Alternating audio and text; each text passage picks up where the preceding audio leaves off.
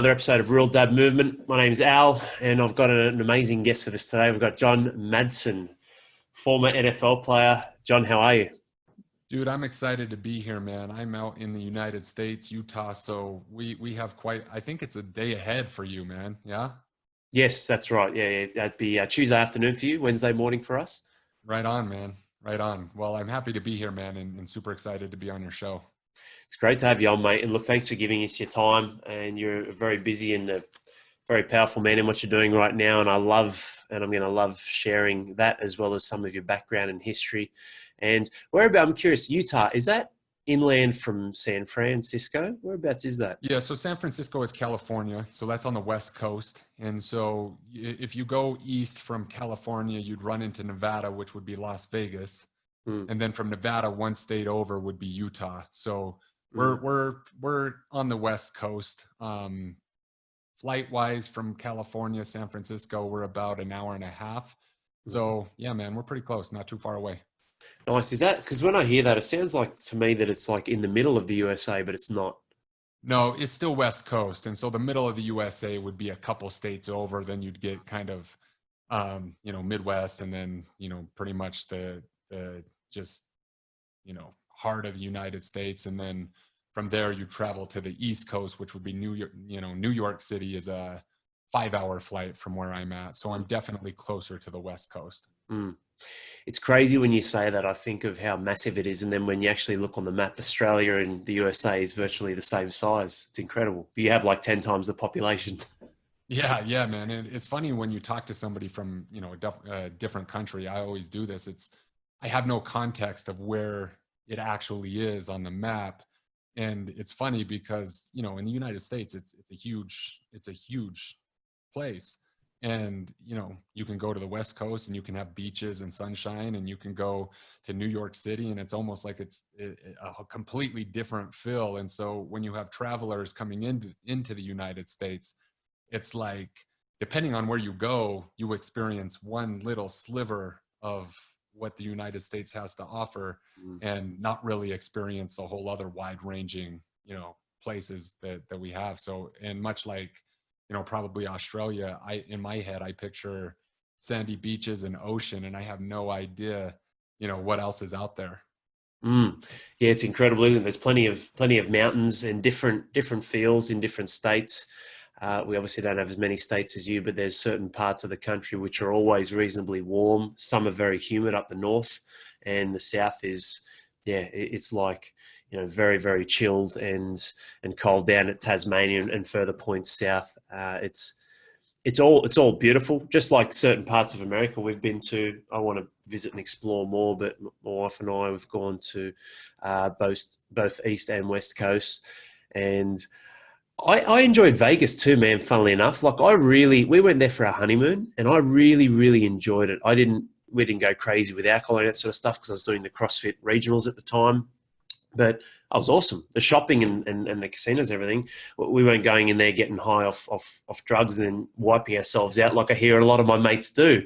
They're like, "Oh, Vegas is awesome, but you only want to go for 2 days and leave." We could have stayed there for a few weeks. We really took it in and soaked it in. We loved it. Yeah, man. There's a couple parts to Vegas. Vegas is a city that I've visited one too many times in my life too, especially in my younger days.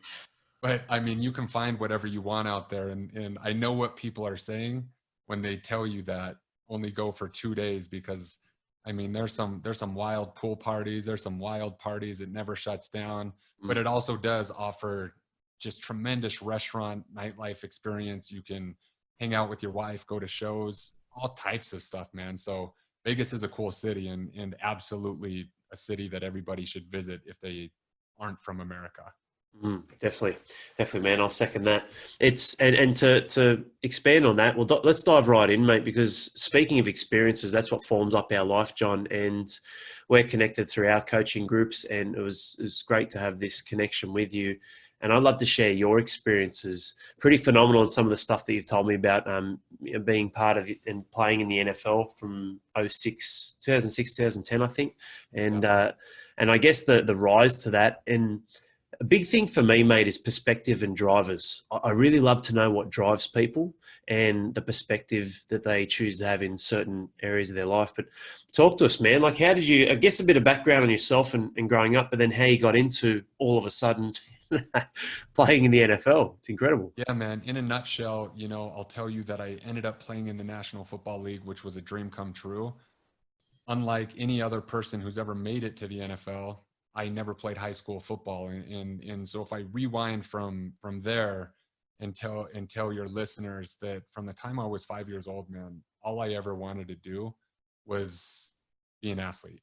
And I know that because all the time that I spent as a child with my family was either at a ballpark playing baseball, football field playing football, basketball courts playing basketball. I had a drive to be good at sports. And when I was in 7th grade, I remembered, just real quick tangent story. We had to do an assignment where we had these computer labs, and for a whole week straight, we had to answer questions about what we wanted to do for our career. And from those questions, the computer was going to spit out 10 different qualified career paths that we should consider. And from those 10, we were supposed to circle 2 and take it to our counselor, who then would put us into the classes that would help, I guess, grow our interest in those careers. And the reason I bring this up is because after a whole week of filling out hundreds and hundreds of questions, ranking different tasks from the number 1 to 10, 1 being I would hate to do that, 10 being I would absolutely love to do that, we got our sheets. And as you can imagine, being a professional athlete was not on the list. And instead of picking something that the computer told me to pick, I wrote down career choice number 1 as professional athlete. I just wrote it in. And for career choice number 2, I wrote down professional athlete. There was no plan B. And this was me as a 12, 13-year-old kid who grew up with amazing parents who, when I told them those things, they were like, John, you can do whatever you put your mind to. And they spoke in terms of what a lot of parents speak, but I never got the feeling that they didn't believe it for me. And so for me, I truly believe that that was a possibility. It never occurred to me that it wasn't. So I took this little sheet with those 2 choices to my counselor, and I'll never forget, it was the first time in my life where the counselor was just doing his job. I still remember the guy's name. I still remember what the freaking room looked like, man. And the reason is because he pulled out a sheet and he was telling me the statistics about how likely it would be for any athlete in junior high to make it to any professional sport in the United States. And so we went on to say, look, John, if you want to be a college, if you want to earn a college scholarship playing sports, your chances are about 5%. If you want to go to a big school, a Division I school, your chances are probably 3%. If you want to play a professional sport, your chances are less than 1%. And so it was the first time in my life I had an adult figure tell me that my dreams might not be possible. And I never forgot that feeling. I walked out of that room a little bit defeated, but it only lasted a split second. And then it gave me even more fuel to prove anybody in my wake wrong, that I was going to be the guy who made it. Ironically, going into my high school football career, I had played football my whole life. Going into my sophomore year, I went into the weight room for the very first time. I had never lifted weights before. And just like an American old school football coach usually does, the very first thing he asked us to do was to max out on bench, squat, and power cleans.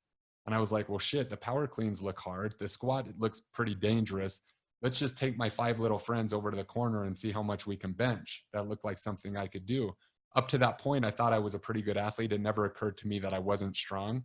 But as my friends were warming up and we were taking turns, they were still warming up. I got to the point where there was 25s on an Olympic bar, which is 95 pounds, and the bar came crushing down on my chest.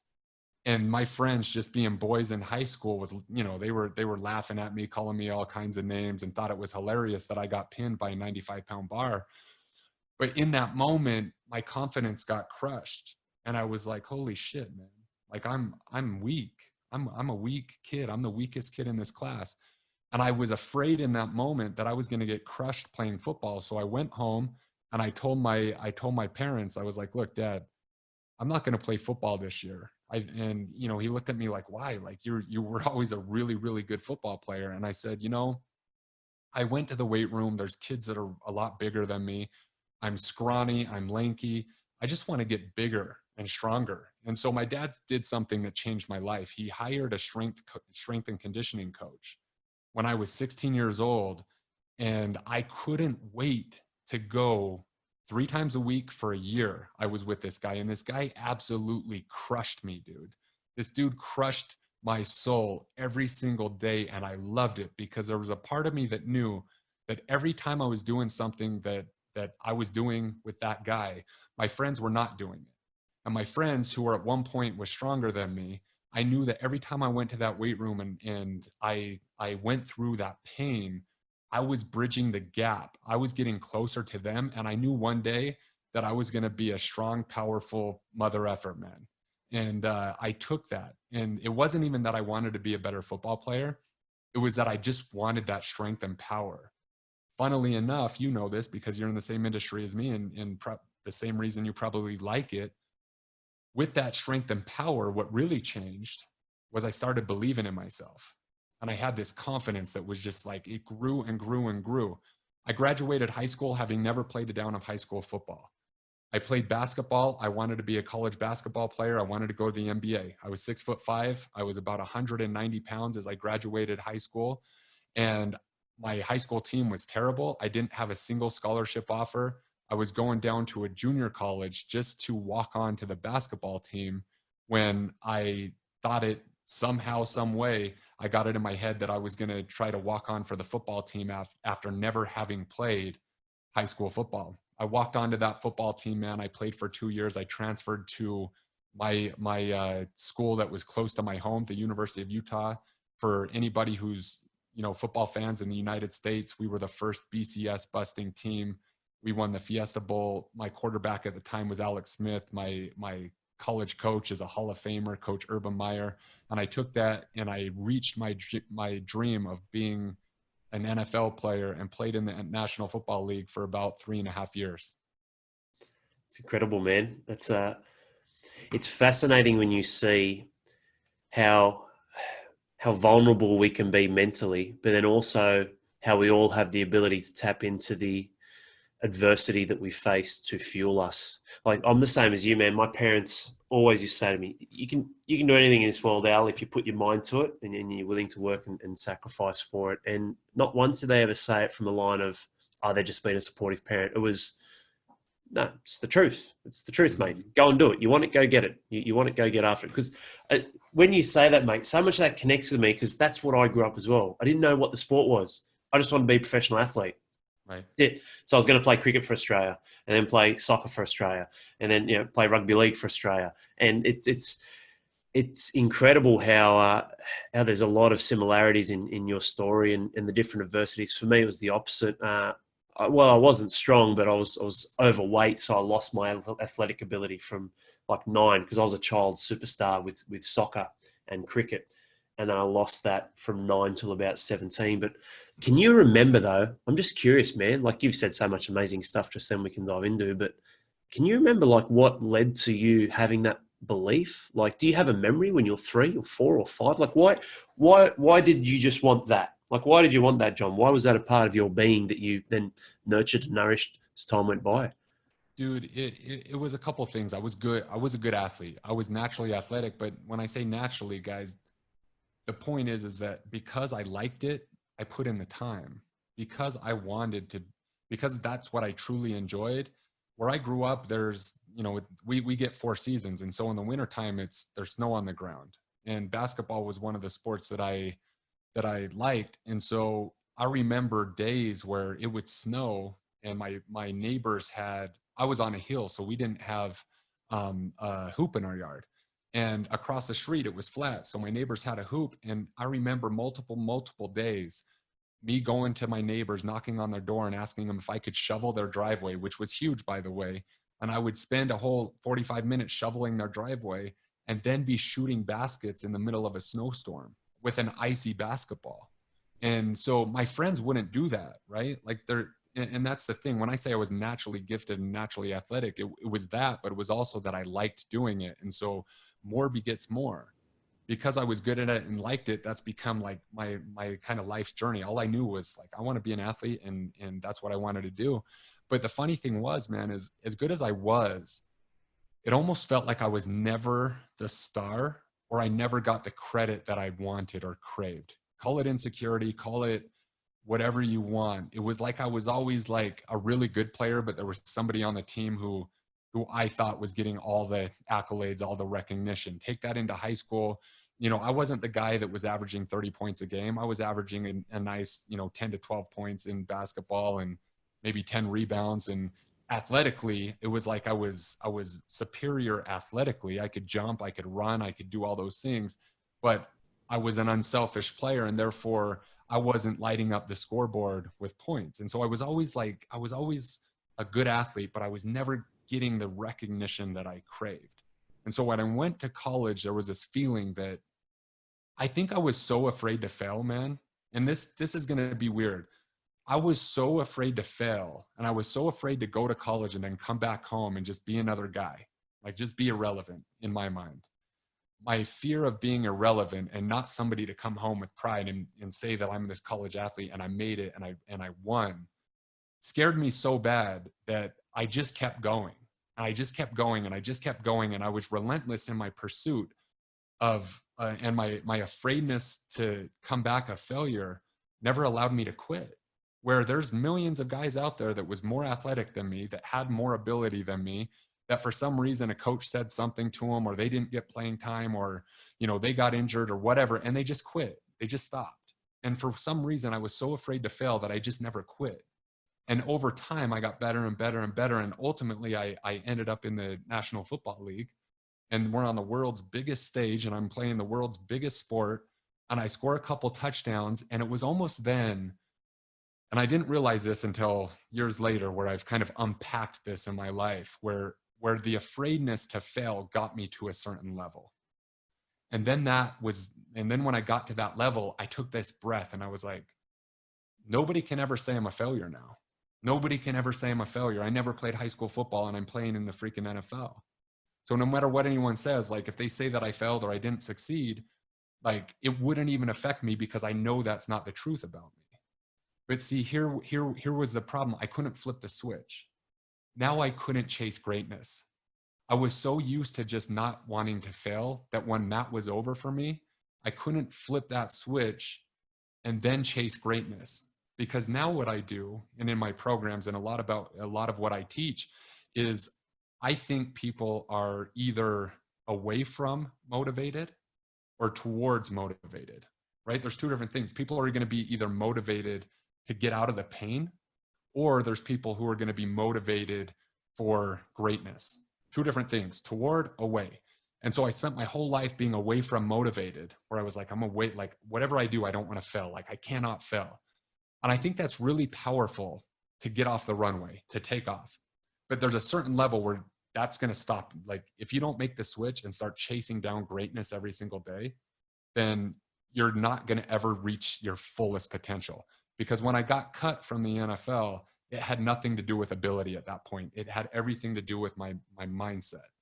And so over the past decade, I've unpacked all of this because I was determined to never let that happen again.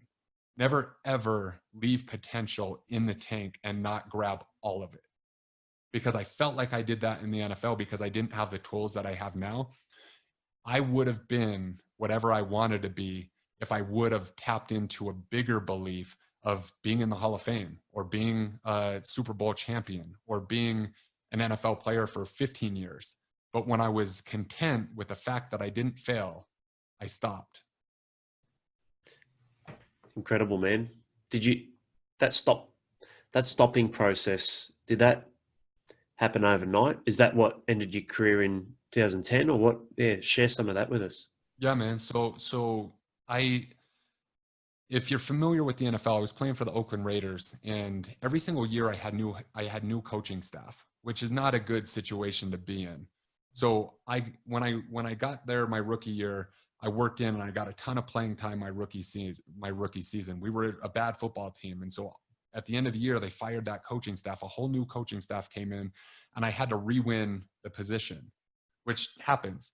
After that year, that coaching staff got fired. We had a whole new coaching change. And I wasn't a high draft pick. So I kept going to the bottom and then working my way back up. And it was like, and because I was so afraid to fail, that I just kept doing whatever it took to just get back that spot. And then I got to a point where I got comfortable, where I actually was, for the first time, being like, man, I made it.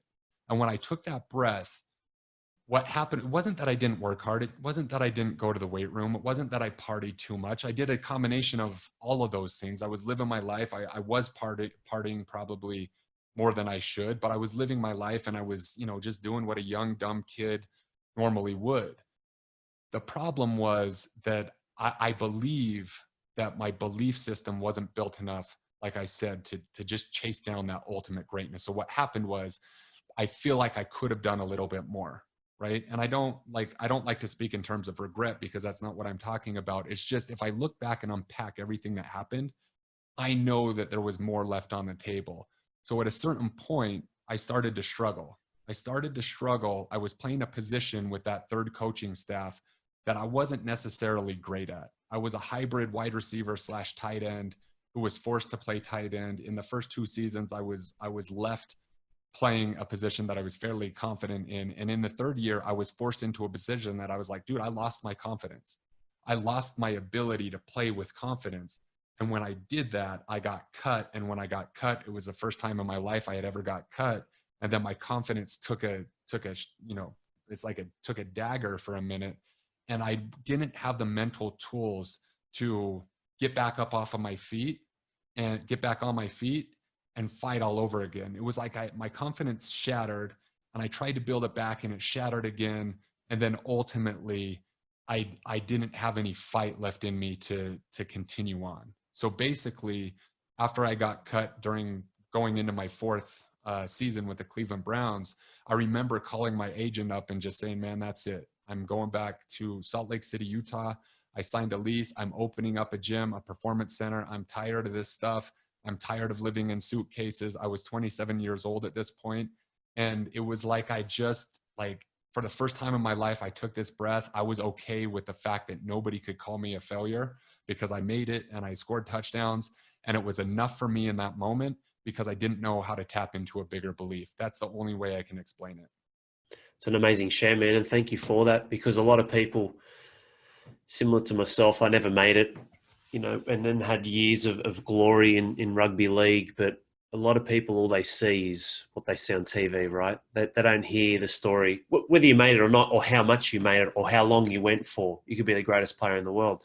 But at the end of the day, they don't see a lot of the challenges and heartache and tough times and the adversities that we all face. Just to be clear, guys, this is the first time that I've spoken to John and seen him. We've messaged each other plenty of times. I can't believe how much I connect and resonate with everything that you're saying, although I can, because, the message and contact we've had in your movement, which we'll speak about, is something that aligns heavily with me at a fundamental level. I'll show you. I'll show the fucking world. You'll see what I'm made of. Don't be that fear of failure, man. I was exactly the same, being that fat, obese boy, and then trying to work my way through winning, being the fittest on the team, just earning my spot on the bench, and then coming out in the starting lineup. And then when that got stripped away with 9 operations with rugby league, my body was shot to shit. I can't fail. I'll show you what I do. There's no guy my size in the world who can do this at an international level with CrossFit. I'll start a gym and it'll be a CrossFit gym. Just filling this void. And I got there. I did regionals 3 years in a row. And again, 110, 112 kilos, which is nearly 250 pounds. We're talking your language, and doing muscle ups and handstands and all this sort of stuff. But there's a point where you hit this glass ceiling and you don't know it's there until you have that revelation, which is what you're speaking about. When did you have that? And that's what I'm curious on. When did you have that breakthrough? Because this has only happened for me recently, man, probably the last 2 years, which is why RDM's exploding. It's not that it's an overnight success. It's decades of something that you said is very powerful, getting you off the ground, adversity, fear of failure, all that sort of stuff. I feel you need both. Like you said, that is powerful, but it only gets you to a point to which you then have a driver for greatness and truly tapping into the gift that life is, because it goes so fast. We're nearly halfway through the decade of 2020, right? And the year of 2020 and the next decade. When what happened, and when did you have that switch for you, mate, where it then was no longer about, was it when you retired? It was no longer about fear of failure, but it was then a realization of, hey, let's actually reach my potential and let's become great and have that as the motivator. When did that happen for you? And what was that like? Dude, so I mean, opening up a gym, not having any previous business experience, like just succeeding at the level of getting to the NFL gave me a lot of it gave me a lot of confidence in the fact that I was like, I don't need to listen to anybody. I made it to the NFL. I can make this business work. I don't care if you think that I don't have any business knowledge, right? So there was a lot of ego there. And when I opened the gym and I created this performance center and I trained a bunch of athletes, dude, 16 months later, man, I watched my bank account go to freaking zero from 3 years of building it up in the NFL. I was shelling out money to build this gym up. I was trying to, live, not an extravagant lifestyle, but definitely not a poor lifestyle. I had no idea how to handle my money. I was 24 years old. So I wasn't just spending like crazy. I was just living, but I was also trying to fund a business that I didn't know how to run. And so I remember shutting down my first gym. I remember shutting down my first gym. I had built a little clientele up, and I shut down on a Friday. On a Friday after the last class, I took all the equipment out of this gym and I put it in storage. And then I started selling off the storage because I was like, shit, man, I don't have very much money. Like I need some runway. And so I started selling this shit off, and I'm like just getting rid of it as like pennies on the dollar of all the shit that I bought 16 months before. And I had worked out a deal with a local gym. He was a huge Utah fan here in Salt Lake City. And I was like, look, man, he knew who I was. I said, I'm shutting down my gym, but I have a bunch of clients that I still need to train. Can I just pay you, to use your gym, and I'll train them out of your gym? And he's like, John, dude, I'd love to have you. And so I shut down my gym on Friday, and on Monday it was like nothing changed. I just started training clients out of a new gym. Clients didn't know any better. They were just like, John's going over here. Cool. And it was like, I just suppressed all of that, right? Like I know how to, from sport, kind of channel my emotions and just move forward. So there was like shut down gym, start new thing. Next thing I got to do is I got to figure out how to make six figures as this new career. And that's as far as that's kind of as far as my belief grew. And then I took that in about a 9-month period. The dude who owned the gym was like, John, dude, you're overtaking my gym. I think it's probably time for you to start another one. So then I got a lease at a kind of warehousey spot where I was like, screw it. I don't need, the nicest gym in the whole state. I just need a warehouse. I'll get some old racks and I'm going to train the shit out of these athletes. And that was like my dungeon, one of the funnest times that I've ever had as a coach, just training people. My goal back then was not financially motivated at all. My goal back then was to be the best fucking trainer in the state of Utah and get known on a world stage as far as performance training, and train NFL guys and train Major League Baseball guys and stuff like that. And I started to do that because that's where my focus was.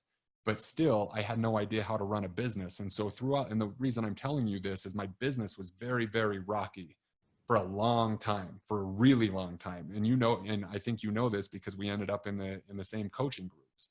So over time, I still was this guy, even though I still hadn't come to the conclusion, to answer your question, that I was chasing greatness at this point. I was simply trying not to fail. So I'm still on this journey. Like, I'm not going to be a failure. I'm not going to end up, being bankrupt and not succeeding. Like, people around me have to see my success. I care what kind of car I drive. I care what I'm wearing. And the perception of John Madsen is that he's a winner, right? Even though I felt like I was losing in business because my bank account, if I was looking at the facts, was telling me I was fucking losing.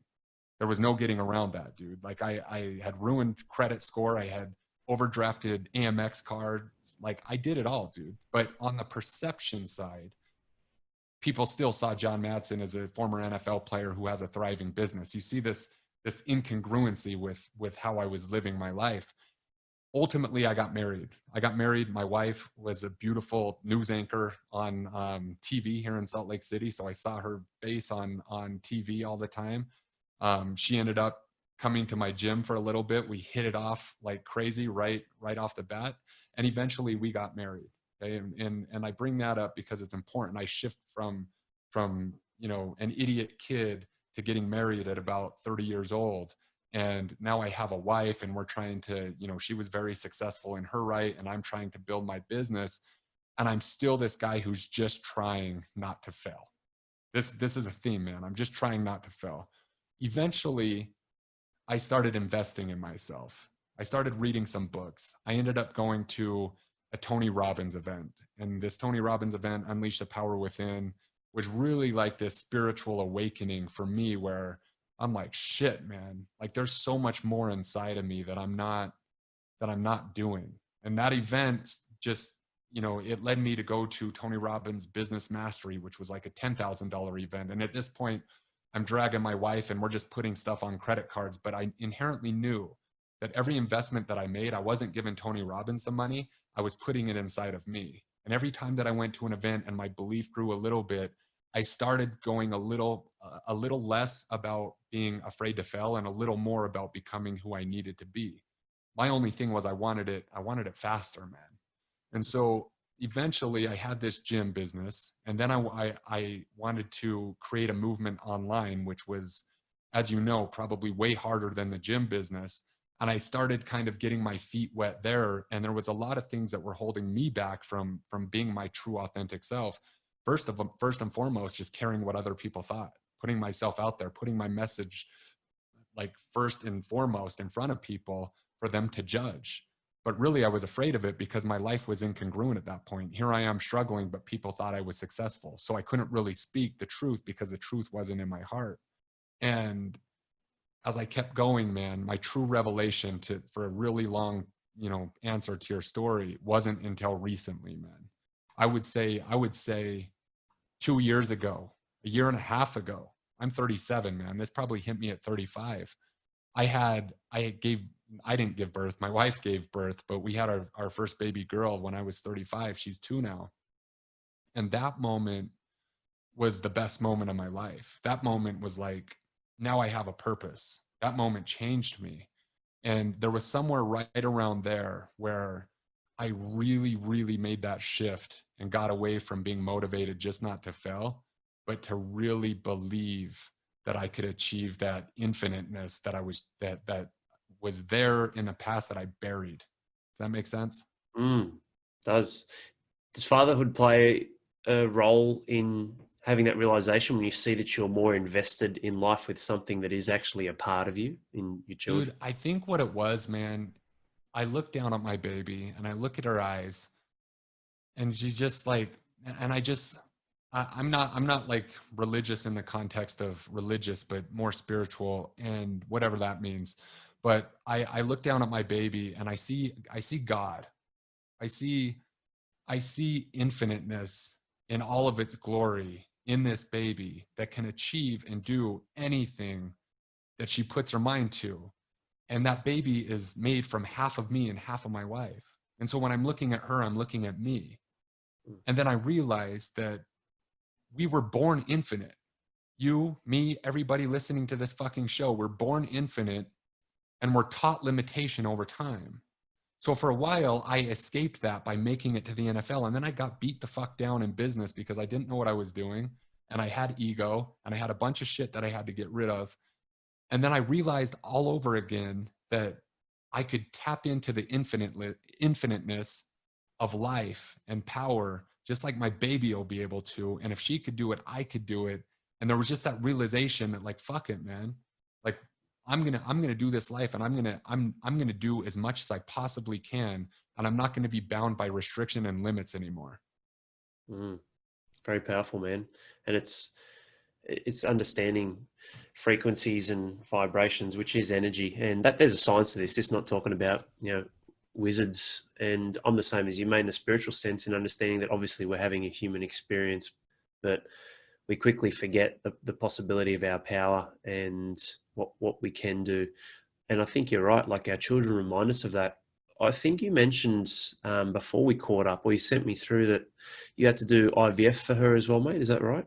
Yeah, man. So me and my wife, we were trying to have babies for quite some time, and come to find out, like, there was nothing really preventing us from having it. Like, my wife had a fibroid. She needed surgery to get it removed, but ultimately, once that was removed, we we had done 2 previous rounds of IVF before that and failed both times. Then she went in for surgery.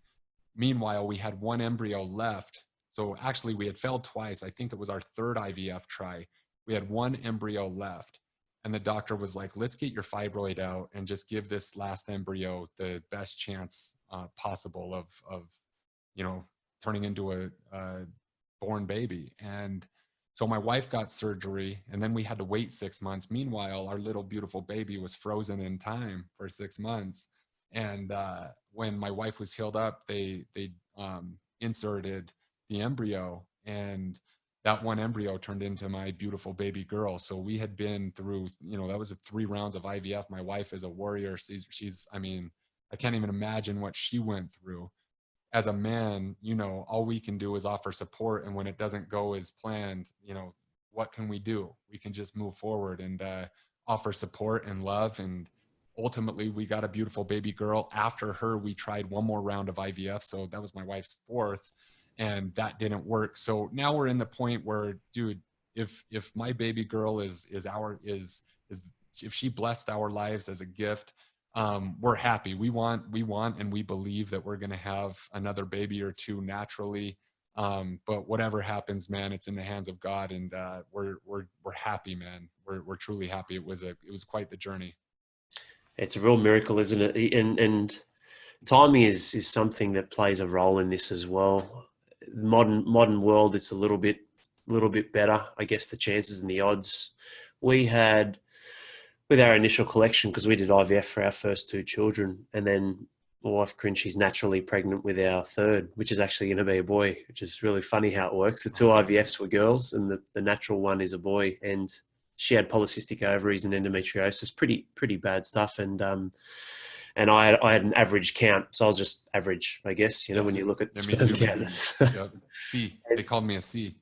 See, it's funny because I look at the times when she wouldn't fall naturally, and I was training ridiculously, probably overstressed with training, work, business, everything, and same with her in a professional sense with her career as a primary school teacher. And yeah, we failed a few times, then we got Stella, and then failed, and then got Lillian, and then this one naturally happened when we weren't even thinking. So they're going to be pretty close. I think 15 months apart, Lillian and our son. But beautiful. It's such a gift, man, and it changes your entire world, especially when you go, it doesn't make it any more or less, but especially when you go through, like you said, some of the heartaches and hardships for the mum. Yes, absolutely. And for us too, though, because you're right. What can we do? And we're used to being Mr. Fix-Its, and this is what we can't. And I don't know how you felt, but for me initially when we were failing the IVFs, we felt powerless. I felt powerless, and it was frustrating me, man. It actually put tension on our relationship because I wanted to help, but there was nothing I could do. And that's the mindset that I was caught in. But it's a beautiful thing being a father. You're more invested in life, and they really do. How old's your little girl? She's a couple of years old now? Is she 2? She's 2 and 3 months, man. Yeah, perfect time, man. It's such a beautiful time, man. Yeah, they just copy. You don't even know they're copying stuff. Like they take it in. She's copying Disney shows. She's copying all types of stuff, man. I love it, man. There is nothing in this life that has given me more joy than just watching her grow. It's something I find gives you a higher lease on life, and it depends on how you, I guess, reprogram or repattern yourself too, John. For me, years gone by, it would have put me in a state of, I can't fail now. I've got a 3rd on the way. What's going to happen? And I'm feeding and fueling that energy, right? And then that's subconsciously, which is a small part, but the greatest part, the small part of control you have, because it's just what you do every day in the now, consciously. And for me, when I found out, because we've been through literally hundreds of the pregnancy testers, right? And I've always seen the one line, disappointed. Yeah. Krim was like, can you pinch my arm? I was like, yeah, why? Because I didn't realize she got a test. She was whinging about symptoms. I was like, I just get a test. We know it's not. We've had to do IVF. Yeah, man. She goes, pinch me, and I pinched her, and I was like, why'd you do that? And she moved out the way, and I saw her on the table right there, 2 massive lines on this pregnancy tester, and I just laughed, and I couldn't stop laughing. And then I yahooed, and I just said, fuck yeah. I said, all the more reason to win. You know, right. You watch me now, because we won't stop. And not stop having children, although I laugh when I say to Corinne, 10's the number, 10's the magic number. But is that true over in America? If you have 10 kids, you get free healthcare and everything? Dude, I don't think so, but I can't even imagine having 10, bro. Like even with one, I was like, because it was so hard, I remember thinking, I'm like, you know what, babe? Like I just hope we have twins. We have two and done. Yeah. And then when I had my first, because we had waited so long, right? I was in my routine. I was like, whoa, dude, two would have been, I mean, we were ill-equipped parents at first, man. It threw our lives into a spiral for a minute. So I'm like, we needed one for practice. So I can't even imagine having 10, dude. Oh, we were happy with two, and it's not that this is unwanted by no means. I'm excited, man, but we were like, the one was a nightmare, and like yourself, we were very ill equipped. And this one, she still doesn't sleep. She's nearly 4. Man, it's been brutal. But then the second one came, and it was hard, but then it almost became easy. And then as soon as I found out we're having a third, I just straight away looked at my 2 girls. I was like, man, raising 2 kids is easy, Corinne. We've got one each. Now we're going to be outnumbered. It's just funny Zone how, defense, man. how Yep. it changes. Yeah, it's right. It's funny how it changes. But man, tell us about it. It's awesome the transparency you've had, John. I've really enjoyed it, man. And so much of it hits home with me. I hope it's hitting home with a lot of you guys and dads listening now. You don't have to be professional athletes to connect with this. You don't even have to own your own business. It's a case of all the moving parts of life in your family, in yourself, and in your career or whatever you do, and how a lot of what you gear yourself around comes down to your perspective and what you choose to believe. How has that now turned into what you have now in a thriving business? And tell us about, or tell us about what you're doing now, mate, with your online movement, and share a bit about that, and I guess the principles and core elements of that. Yeah, man. So I like I said, I had the physical gym for about a decade. And recently I let that chapter just kind of shut the door on that chapter because the online coaching movement that I've grown has really fulfilled me in so many ways, man. It's truly powerful. I'm a guy who I want to lead by example. I want to transform people from the inside out. I want to help people understand that it's not just about a meal plan and a training program. If that shit worked, everybody that you see would be walking around fit, but that's not the case. The thing that we want to accomplish, and the thing that I think most men, all the men who are in my coaching program want, is it's bridging the gap from what it takes to be a champion. And that's one thing in your body, that's one thing in your mindset, but also it doesn't mean shit if that doesn't percolate into your relationships and into your business. And so what I've created, man, is a fitness oriented program, but I take myself completely out of the box of just fitness. And it's a transformational program. And really, I take people who are tired of being average, looking in the mirror and knowing that there's potential that you're leaving on the table, whether it be and maybe the first realization for these guys when they first come through is that they just don't like the way their body looks, and they know that they're just not liking the way they feel. And so they look in the mirror and they see this guy who's staring back at them, and they don't even know who the fuck he is anymore. And so I take that guy, and that guy might make pretty good money, and other parts of his life might be pretty good. A lot of the guys I have coming into my program are, kind of high achievers in the form of the financial realm, providers, sales guys, executives, some business owners. And in chasing that road and going down that path, that lonely path of trying to provide and trying to win for the family and trying to make money financially, at some point they look in the mirror and they're like, fuck, I got this whole next part of my life and I just look like an average guy. And I'm ready to take that shit to the next level. I'm ready to tap into my fullest potential when it comes to my mindset. I'm ready to break down limiting beliefs, and I'm ready to tap into the infiniteness that I was talking about. And right now is the time, because we're kind of at a crossroads. We're either going to stay down this path, and I can positively probably predict where I'm going to end up in 10 years. And it's probably pretty fucking comfortable, but I'm never, ever going to know what it really felt like to be great. And once I reach a guy at that point, and I know he's ready to to venture off into the unknown a little bit, uncharted territories, and allow me to lead him to tap into that greatness, that's the true transformation that I'm after. And so I've created that movement. I call it the Athletic AF CEO project is really what I named it. But the whole premise is becoming a champion. But here's the thing. Champions do champion shit, right? Champions do champion shit daily. And so ultimately we can think about this future self all we want, and setting the vision is very, very, very important, right? Some people are never even aware. They don't even have any awareness.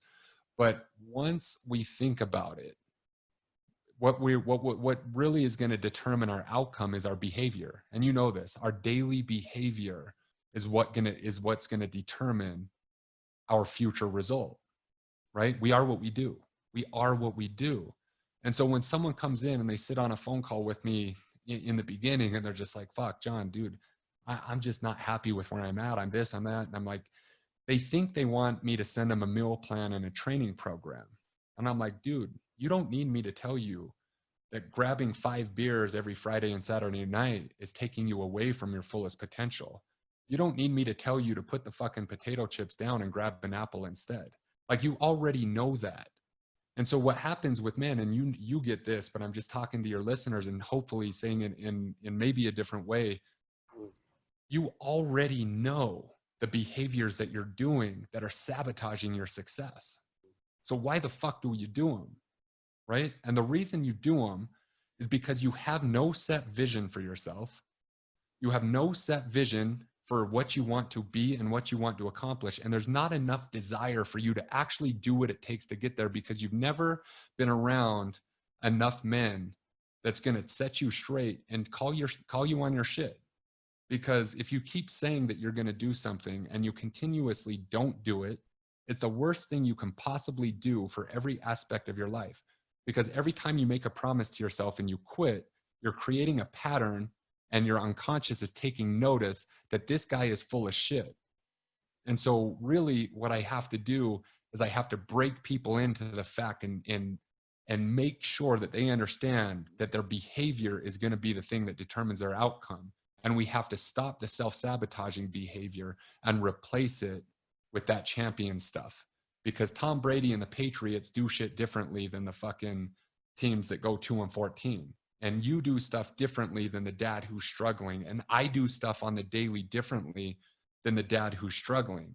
And you and I know that it doesn't matter how the fuck we feel. It doesn't matter if we feel like doing it or not. We are what we do. So therefore we do it anyways. And once we can teach people how to connect with that and tap into their own power, dude, the rest is easy. Now, instead of swimming upstream and getting buried and joining programs that stop and start 6 weeks, 6-week programs, 12-week programs, swimming against the current, ultimately getting dragged down and making everything hard. Now we can create these habits that can be sustainable for the rest of their lives. So seemingly it feels like you're swimming with the current, and the shit's a lot easier, man. So we just need to, we need to gain alignment is what I would say.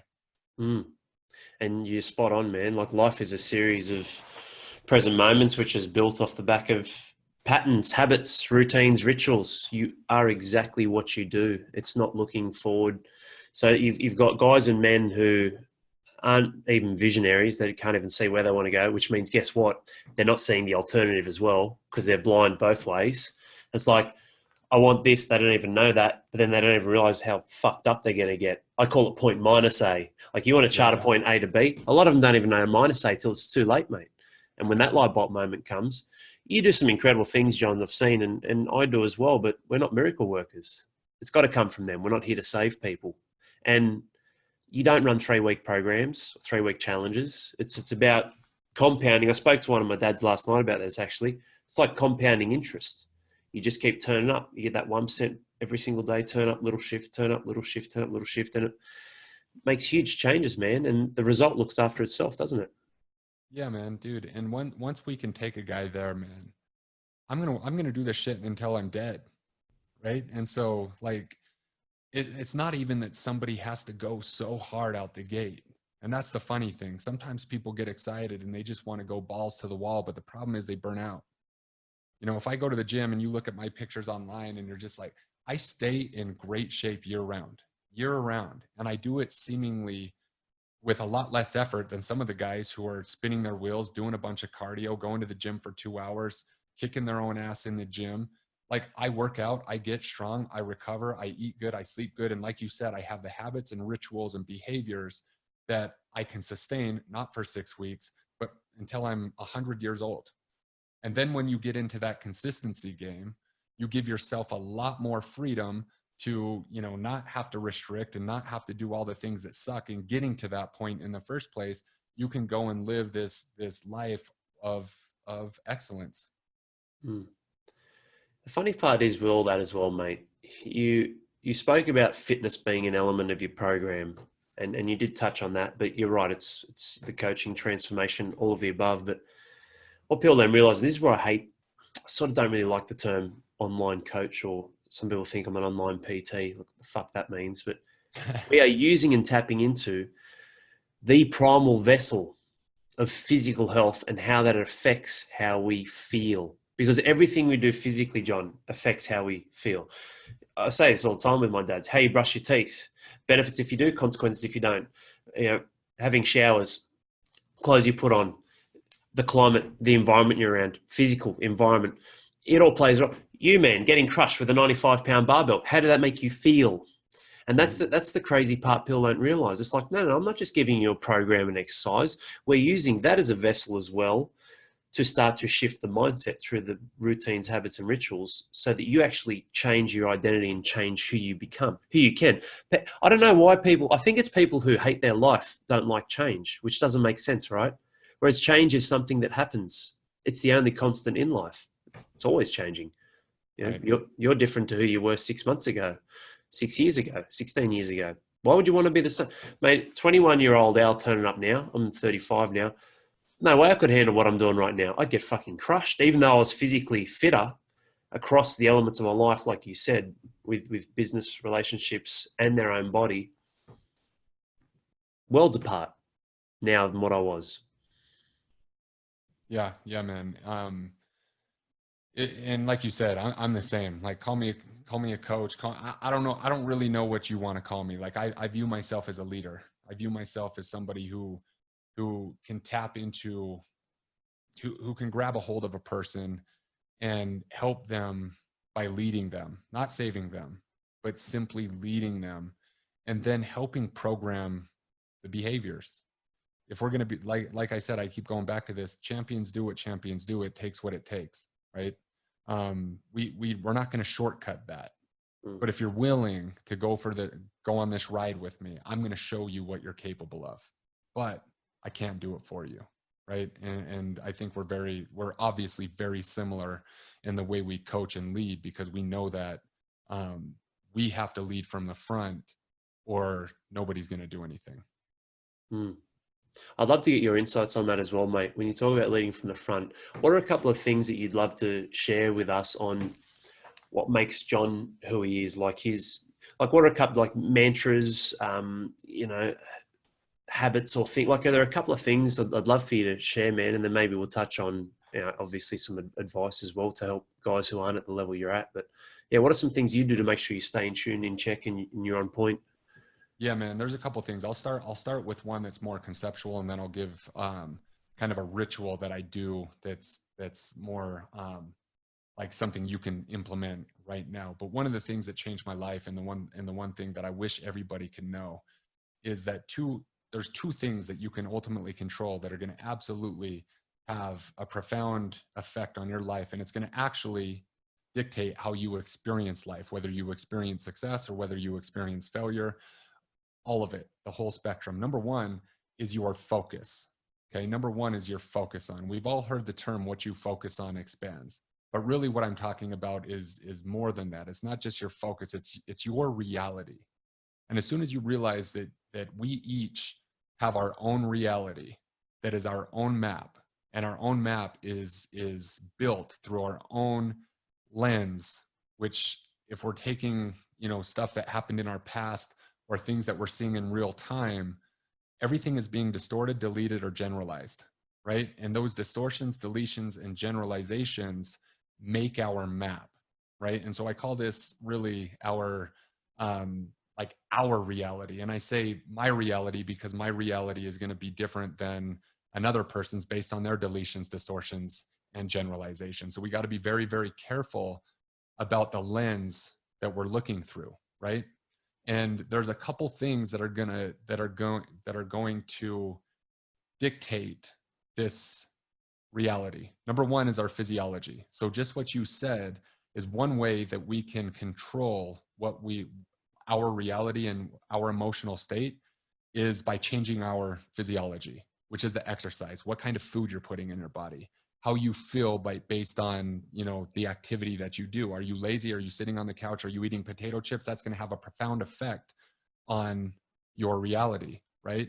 If you're working out every single day and you're getting getting all your nutrients in and you're getting your micronutrients in and you care about what you're putting into your body and you're getting stronger, like that's going to have a profound effect on how you feel. Ultimately, how you feel is going to dictate a lot of what you do, right? And so that's part of it. That's part of it. And when I say focus, and when we hear the term or the saying, what you focus on expands, I've seen so much of my life change when I've been able to control my emotional state enough and focus solely on what I want to happen.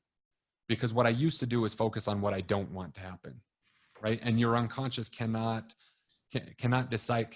decipher the negation there. When people think, if I told you, man, not to think of a pink elephant sitting under a blue tree, like whatever you do, don't think of a pink elephant. You can't, your unconscious can't, it doesn't take the knot. So even though you don't want something to happen, what happens is your focus goes right to it.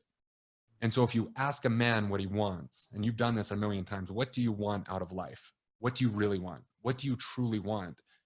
95% of men are going to start telling you what they don't want. Well, Al, dude, I know I don't want this, man. I don't want to struggle financially. Well, your unconscious can't, you're not giving it direction. You're actually giving it direction into precisely what you don't want to happen. And it never really occurred to me until I really got help with this exact thing, where my world started to change. You see, two people can see the exact same event. One person sees it beautifully and the other person sees it negatively. It's the same reality, but our two realities are different based on the lens that I was talking about. So if you see opportunity everywhere and you focus on opportunity and you say, I want to make 20 grand this month, and all you focus on is that want, this is where people get lost, because then they think, oh, all I got to do is think about it. Well, no, that's part of it. First, you got to know you got to know exactly what it is. And then your behaviors have to be aligned with that. And if that's what you focus on enough and with enough intention, that's what you're going to see. There's going to be opportunity that pops up everywhere. But too many people are stuck in the knot. They're stuck focusing on what they don't want to happen. What's wrong with the world? What's wrong with them? What's wrong with their spouse? And there's no responsibility there. And so the very first thing I'd say is just be very, very, very precise on knowing what you want and focusing intensely on what you want, and leave no room for any focus or attention on what you don't want. That's number one. That can absolutely change your life. In my program, we talk a lot about that. Number two is a routine that I do every single day, that a person could implement right away and absolutely feel a difference. Every single morning, you're a dad. Sometimes, it's hard listening to somebody speak when you're a brand new parent. You're like, John, there's no way I can wake up at X time because my baby woke up in the middle of the night and, I was up all night. So I get that as a dad. Sometimes I was a dad that helped in the middle of the night. Baby wouldn't sleep. You can throw away all the morning routine stuff. There was a point where there's some survival stuff, but if all things are normal and I'm wanting to live my perfect day, I want to start with 7 hours of sleep. So if my alarm clock, if I go to bed at 9:30, I'll set that alarm clock for 4:30. If I go to bed at 10 o'clock, I'll set that alarm clock for 5 a.m. If I go to bed at 11 o'clock, I'll set that alarm clock for 6 a.m. I have flexibility in my schedule to do so. I'd rather go to bed from 9:30 and then wake up at 4:30 in the morning. I like the tranquility of the morning before anybody is up. My very first thing, man, is if you're trying to run on 4 hours of sleep, you're going to burn your shit to the ground at some point. There's a time to grind, and you know when that time is. But if you want to perform optimally, I'm just going to start with 7 hours of sleep. Once I get up and I have that tranquility in the morning, there's a routine that I call the 20-20-20. And the 20-20-20 is I wake up instantly and do meditation for 20 minutes. 20 minutes of meditation. I simply breathe. I concentrate on my breath. I've in the past used apps. It doesn't really matter what type of meditation. That if you don't have any experience, you can start with an app and then grow from there. But that meditation in the morning is just an anchor for me to just be present for the first 20 minutes with no sounds, no nothing. Okay. From that 20 minutes, the second block of 20 minutes is where I want to learn something. For me, I like to read something inspiring, something personal growth. I want to read philosophy, something in that realm. You can read whatever you want, but just make sure it's inspiring to you. So first thing, meditation. Second thing, read for 20 minutes. The third thing I do is focus on what I want, which I just talked about, but here's how I do it. I get my day planner out and I start by planning my day. So I look at I block chunks of time and I just write out every single thing that I have planned that's non-negotiable that day. Then at the bottom of that, I write the one thing that I need to do today that will move the needle forward. If I just got one thing done, what would that one thing be? I just write that one thing, because we all know I could write 50 things, right? And then I'd be overwhelmed. Then I go, so that's kind of like a chunk down. And then I chunk way up and I'm like, what's my vision? What's my ultimate goal? And then I write my goal in present tense, because again, I'm practicing the power of focusing on what I want. If it's a monetary thing and I'm like, I want to make 100 grand this month. And I'm like, I'm so happy and grateful that I made 100 grand buyer before whatever. I just like to write it in the present tense. But the main point here is I'm focusing and I'm using this time to A, plan my day, and B, focus on what goal I want to accomplish in a more grand scheme. So chunking up, setting that vision and paying attention to it. And then the next thing I do is write why. Why do I want this? Why do I want 100 grand? Because you know, Al, that your unconscious it needs to be compelled to actually do it. If I want to make 100 grand just to win, it may or may not be compelling enough to actually put all my resources into making it happen. So then I write, why do I want, if it's financial thing, why do I want this amount of money? Well, I want it because I need to, 50 grand of it is going to go into my basement and I'm creating an awesome podcast studio or whatever it is. I have to have really compelling reason to fucking do the thing that I want. So when I say focus on what you want, I fucking mean it. The last 20-minute block in this little routine is ultimately taking 20 minutes to focus on what I want. Then I have a running list in a spreadsheet, 100 experiences that I want to experience in my life, 100. No matter the cost, as if I had a genie in a bottle and I could just say, genie, I want this, and bam, I'd have it. Okay, no judgment, no anything. What are those experiences? Then I have another list that's 100 material things that I want. I want a Louis Vuitton backpack that costs 10 grand. Nobody can judge it. It's on my list, and say materialistic or whatever anybody wants to say. If I had a genie and money was not an option, what do you want? And here's the funny thing. If you try to do this, Alan, I told you to do 100 experiences and 100 things, you're going to get to 10 or 15 and be like, fuck, man, my life is pretty good. I don't need that. What your brain is telling you, I don't need a Bugatti to be happy, but you're missing the point. And this is where people go so wrong, man. You have to be compelled to win, but you can't. Your unconscious doesn't have enough reason if you don't have enough reason to go after certain stuff.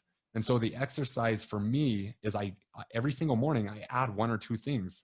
I'm over 100 material things and over 100 experiences. And that shit was hard to get to. But I'll look at the list and I'll start scanning it, dude. I'll start scanning it. It's an exercise to loosen the boundary of your unconscious mind and to concentrate on desires and be uninhibited by it. Doesn't matter what you think about money or whatever. You start building this list. Now I'm like, dude, well, I have like 20 cars on my list, because if money wasn't an option, like I'll just put them all here. Like it'd be fun if I could have it and there was a genie, bam, because it's a trigger for me.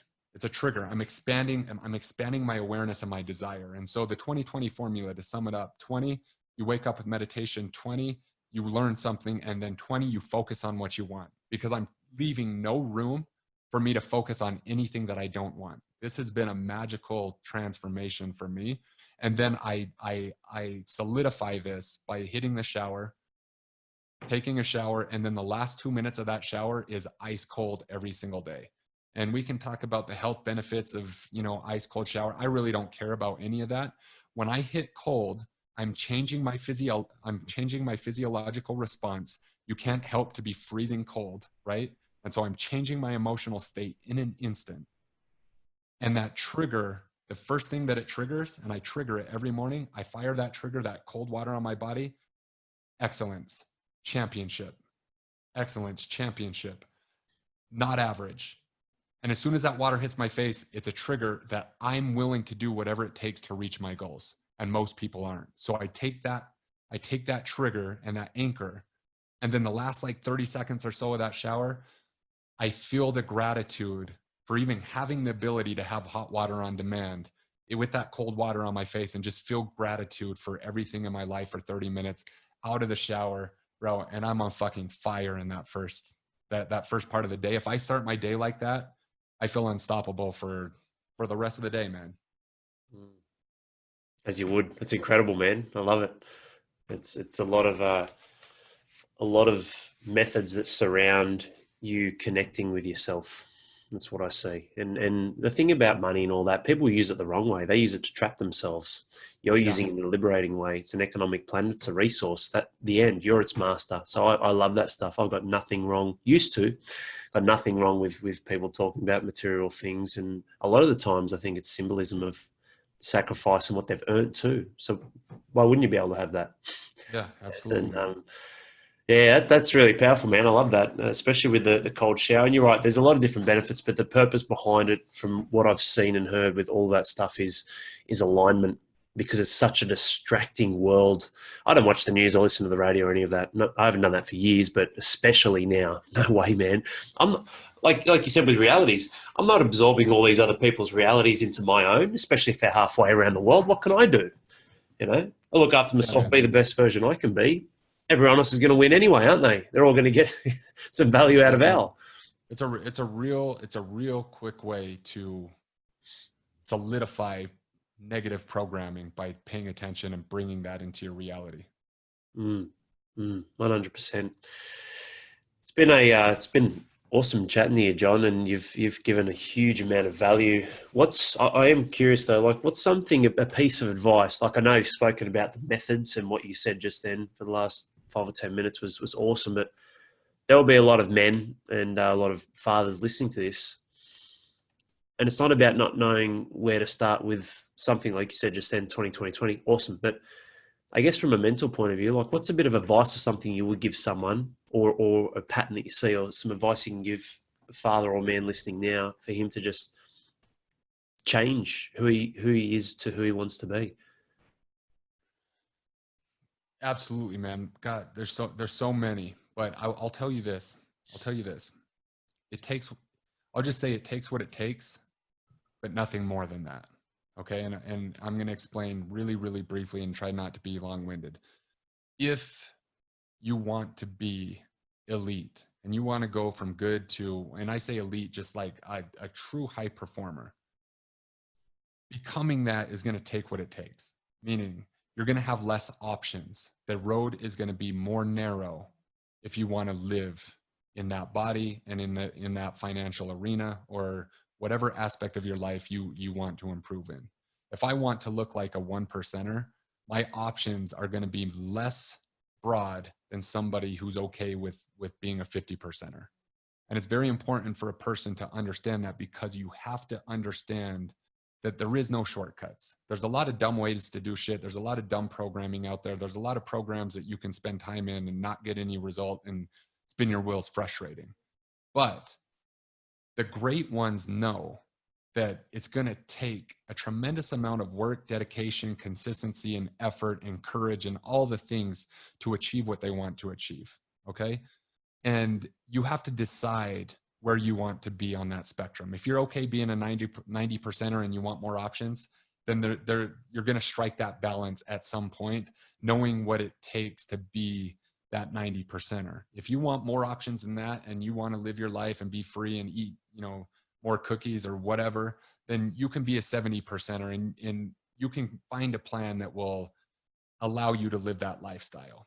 But if you want that, you can't ever be a 1%er. And you have to understand that being a 1%er is going to take different choices. It's going to take different behaviors. And if you're sitting here listening, you're like, fuck, I need to get a hold of Alex because I really want something more than what I have.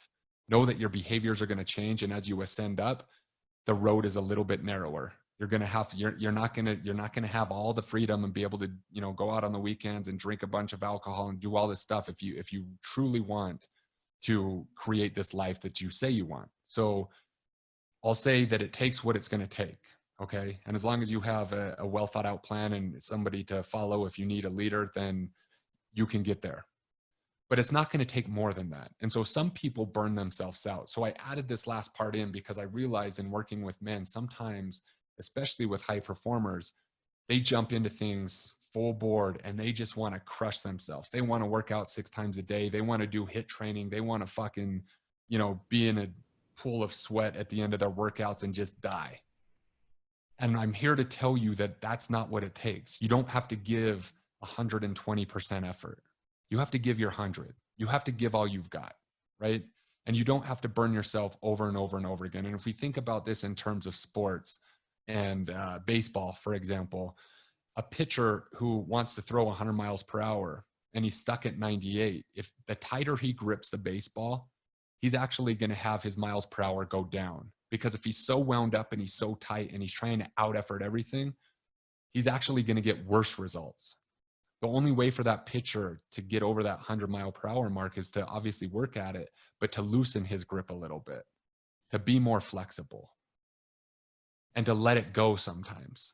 And so we have this paradox that we play in where it's like, bro, it's going to take what it takes, but you don't have to give more than that, man. You don't have to die every workout. You don't have to just eat chicken and broccoli out of a container every single day. You don't have to work 15-hour, 16-hour days to be financially successful. You have to figure out what that balance is and what you need to do. And then you need to not do anything more than that that's going to cause burnout, because this game, Al, is consistency. So I think that at the root of it is, if I had to say one thing, is decide who you want to be, decide what you're willing to do to get it, and then be aware of what you're not willing to do. Right? And if you're not willing to do the things that it's going to take, then you have to be okay with living at whatever level that's going to put you at. For me, there's certain levels that I won't cross either. There's certain level, like people want to do crazy, crazy things and they want to grind into, bro, I want to love my daughter. I want to bring her up in this world. I want to give her kiss. I want to be off work at 5 p.m. and give her a kiss and put my phone down and live my life and still have this financial freedom, right? And still have this body. So for me, is striking enough balance and doing whatever it takes to get it, but knowing when enough is enough and knowing what I'm not willing to do and what I'm not willing to give up to achieve what I want. It's a big revelation, man. It's something that I've only just tapped into recently. I was doing 2 a.m., 3 a.m. starts, and I just stopped and I was like, why? My daughter, Lillian, she's just turned 1, or last month, just over 1. And from 7 months to 12 months, I just went, where's my little girl gone? Who's my baby gone? Who's now walking in a toddler almost. And my other daughter who's going to school the next year. And here she is putting sentences together. And I've just missed that 5 months as well, because I was in the grind and hustle. And you're right. There's times when you need to do it, but it's also having that grand perspective and view. And I think the second part of what you said then is equally as important, man. Because you know what? Some people will never even start because they think it takes more than what it takes with some things. So they'll defeat themselves before they even start. That's very fucking powerful, man. Like, it's something that I'm not sure how many people get that on what that second part you said. It takes what it takes, but nothing more. It's the nothing. Dude, I had to add that in because in one of my coaching calls, I was saying that, and then I got a question, and I realized that like some people can misinterpret it takes what it takes and think that just what you said, they have to do way more than they actually have to do. Mm. It's like it actually you have to know what that fine line is, and that but nothing more is so powerful, equally as powerful as the first part. 100%, man. And a couple of dads I've shared with before, I'll say to them, because what you're explaining with the 70 and 90% is it's funny that the whole equilibrium of control and freedom, right? You can have control and freedom over all of these choices, eating donuts and cakes and blah, blah, blah, but you'll lose control and freedom of this portion of your life, which can be up here. You can lose control and freedom of eating the shit food. I don't do that anymore. I'm disciplined. I set times, I set routines. I'm not a slave to time. I'm a master of it, which is hard because we're breaking a lot of old conditioning, even from our parents to a degree. But the control and freedom it gives you up here. And it's something, mate, that, it's a big thing without being arrogant or an ego. I say to some of the fellas as well, I'm like, I'll promise you this much. It's not easy being at the top, but you'll never get sick of the view. Dude, And it's it's the fucking 100% truth. true. Yeah, there's nothing more true than that, man. And if they do it, and if you're sitting on the fence and you're wondering, it's fucking worth it, man. It's worth it. And you know what? You know why it's worth it? Because you have this pride comes out that when you look at yourself, you're proud of yourself, and you're proud of yourself because you've kept the promises. You've made promises to yourself, and if you're not proud, it's because you keep making promises and you keep breaking them.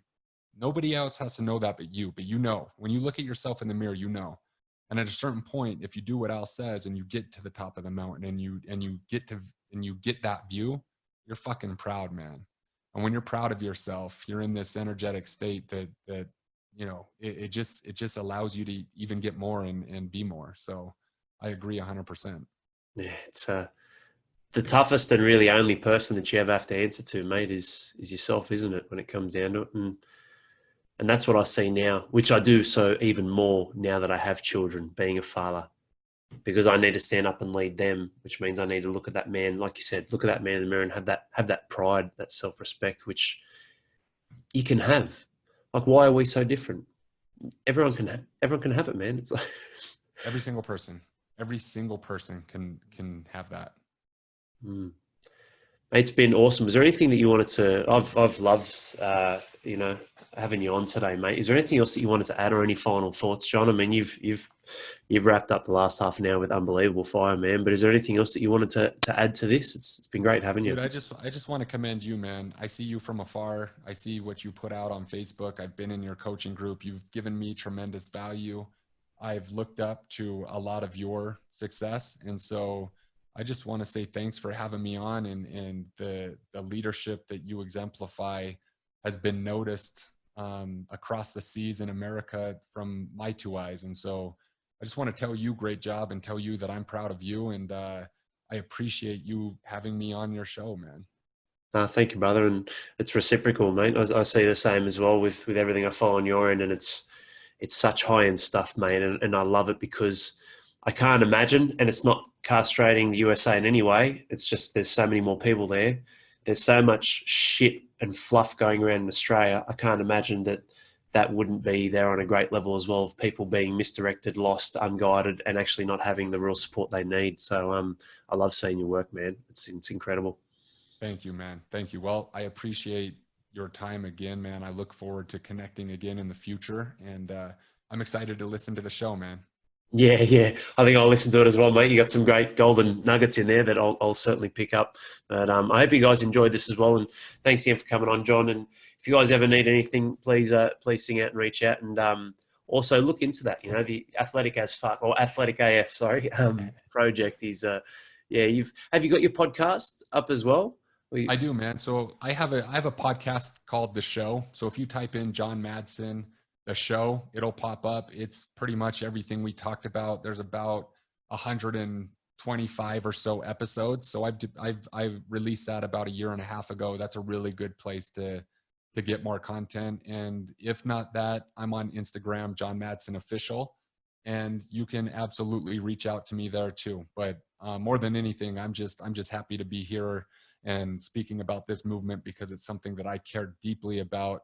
There's nothing better than being a father, and our kids need us. Yeah, well said, man. We'll leave it at that. Thanks again, guys, for joining us, and tune in next time for another episode on Real Dad Movement.